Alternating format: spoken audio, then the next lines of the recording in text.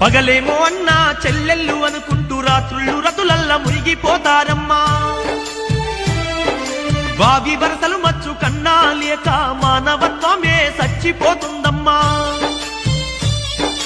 అతి తిండి అతి నిద్ర వల్ల ఈ జనులు విపరీత వ్యాధులతో బాధపడతారమ్మా.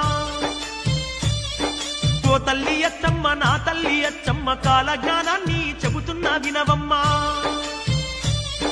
స్థిర నివాసము అన్నది లేక ప్రజలు రోజు సంచరిస్తుంటారమ్మా. ఆకాశంలా 3 సుక్కలు పుట్టి పిడుగులు బడి జనులు చస్తారమ్మా.